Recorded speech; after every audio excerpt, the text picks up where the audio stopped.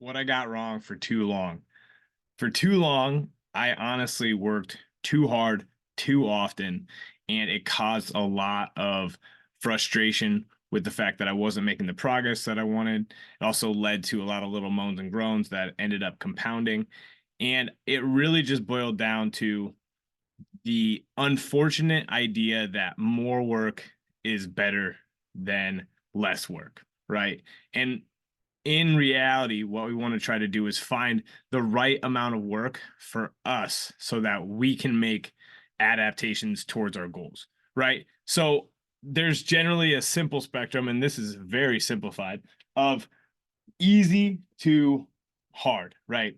And where a lot of people start their training journey, and because we love the idea of intensity, we love watching Rocky, we love all these awesome things. We love the idea. I love the idea of becoming a Navy SEAL, right? And so I thought Navy SEALs just had to crush themselves physically in order to get to where they wanted to go, right?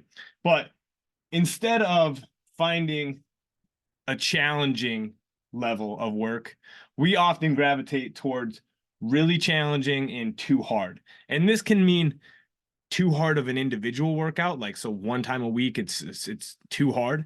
This can mean trying to work out 7 days a week. This could mean going too heavy, too often, too soon.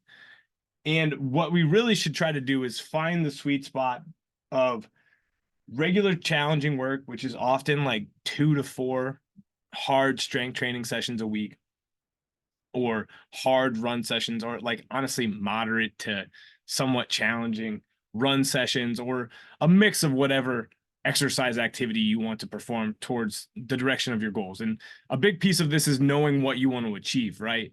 And there's also time components and specific things that matter in preparation for achieving a goal. Right now, we don't need to talk about those things, but I want you to just implant this general concept into your brain.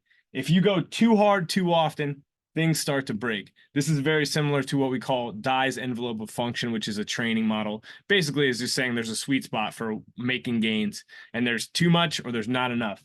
Too easy is not going to get you where you want to go, because if you don't challenge anything, nothing's going to change, right? But some amount of easy work is actually beneficial, especially when you're beginning to train. And sometimes just coming back and doing some of the basics of and training easily, like low effort runs, speed work in the gym, that type of stuff can be really beneficial. But for the most part, we want to kind of be floating between this easy to really challenging. And most of the time, we just want to find an appropriate level of challenge. What that looks like for a lot of people is 3 to 4 strength training days a week, a couple sessions of cardiovascular activity in the form of intervals or a longer distance effort.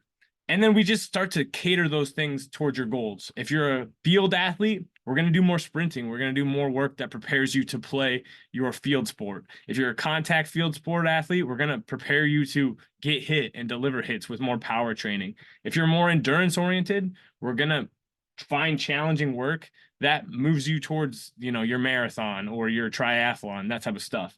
If you're a CrossFitter, we want to just find a mix of a lot of this, because that's kind of the nature of CrossFit. But the reality of it is a lot of people do this. They go from 0 to 100 too fast, and it leads things to break. It doesn't mean we shouldn't challenge ourselves on a regular basis, but we want to find the appropriate amount of challenge, and we want to level up. It's just like a video game. If you're only good enough to beat level 3 and you're trying to beat level 7, you're not going to do it. You got to go back and beat the levels ahead of it to rise up and beat the level you want to be on.